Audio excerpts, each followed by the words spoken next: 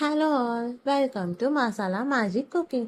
இன்னைக்கு நம்ம எல்லார் வீட்லேயும் செய்யக்கூடிய தக்காளி வெங்காய தொக்கு தான் பார்க்க போகிறோம். ஆனால் இதில் ஒரு சின்ன ட்விஸ்ட் இருக்குது. இது எங்கள் அம்மாவோட ஸ்டைலான தக்காளி வெங்காய தொக்கு.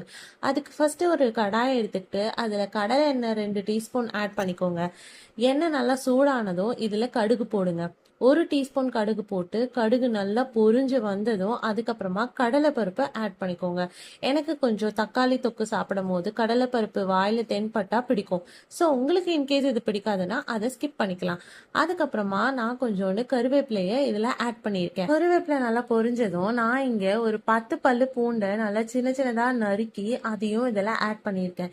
இன்கேஸ் நீங்கள் பூண்டு சாப்பிட மாட்டீங்கன்னா அதையும் நீங்கள் ஸ்கிப் பண்ணிடலாம். அதுக்கப்புறமா நான் ஒரு 6 வெங்காயத்தை நல்ல மெலிசா சின்ன சின்னதாக நறுக்கி இதில் சேர்த்துருக்கேன். நீங்கள் உங்களுக்கு தகுந்த மாதிரி எவ்வளோ வெங்காயம் எவ்வளோ குவான்டிட்டி நீங்கள் செய்ய போகிறீங்களோ அதுக்கு தகுந்த மாதிரி இந்த வெங்காயத்தை நீங்கள் கம்மி பண்ணிக்கலாம். நான் இங்கே ஒரு 6 பேருக்கு செய்யறதுனால நான் இங்கே 6 வெங்காயத்தை ஆட் பண்ணியிருக்கேன். இந்த வெங்காயம் நல்லா வதங்கணும். இந்த எண்ணெயோட நல்லா வதங்கினாதான் அது அதோட பச்சைத்தன்மை நீங்கி அது ஒரு நல்ல கலர் அண்ட் டேஸ்ட் கொடுக்கும்.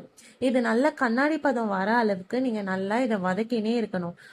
அதே மாதிரி இதில் ஒரு டீஸ்பூன் நான் இங்கே மஞ்சத்தூளை ஆட் பண்ணிக்கிறேன். மஞ்சத்தூளை போட்டு அதை நல்லா வதக்குங்க. இன்கேஸ் நடுவில் உங்களுக்கு என்ன தேவைப்பட்டதுன்னா இன்னொரு 2 டீஸ்பூன் ஆயிலையும் ஆட் பண்ணி நல்லா இதை வதக்கிட்டே இது நல்லா கண்ணாடி பதம் வந்ததும் நீங்கள் என்ன பண்ணுங்க, தக்காளியை நறுக்கி ரெடியாக வச்சுக்கோங்க. நான் இங்கே 6 வெங்காயத்துக்கு 3 பெரிய தக்காளியை கட் பண்ணி சேர்த்துருக்கிறேன். நீங்கள் எந்த குவான்டிட்டி செய்கிறீங்களோ அந்த அளவுக்கு தக்காளியும் வெங்காயத்தையும் ஆட் பண்ணிக்கோங்க. நான் இங்கே 6 வெங்காயத்துக்கு 3 தக்காளி ஆட் பண்ணியிருக்கேன். இந்த தக்காளி நல்லா சுருங்கி அதில் இருக்கிற பச்சை வாசனை போகணும். ஸோ தக்காளி இதில் ஆட் பண்ணிவிட்டு ஒரு 2 நிமிஷம் நல்லா வதக்குங்க. வதக்கி விட்ட பிறகு நான் எங்கள் வீட்டில் அரைச்ச தனி மிளகாய் தூளை இதில் ஆட் பண்ணியிருக்கேன். அதையும் நான் இங்கே கலருக்காக காஷ்மீரி மிளகாவையும் 2 டீஸ்பூன் ஆட் பண்ணியிருக்கேன். இந்த தனி மிளகாய் தூளோட ரெசிபி உங்களுக்கு வேணும்னா நீங்கள் எனக்கு கமெண்ட் பண்ணுங்கள், நான் கண்டிப்பாக இதை போடுறேன். அப்புறமா கொஞ்சம் உப்பு போட்டால் இது சீக்கிரமாக வேகும். ஸோ அதையும் ஆட் பண்ணி இது எல்லாத்தையும் நல்லா மிக்ஸ் பண்ணுங்கள். ஒரு 2 to 3 நிமிஷம் கைவிடாமல் கிளறிட்டே இருங்க, இல்லைன்னா அடி பிடிச்சிடும். அதனால நீங்க இன்னும் கூட கொஞ்சம் எண்ணெயை ஆட் பண்ணிட்டு இதை மூடி போட்டு வச்சிருங்க.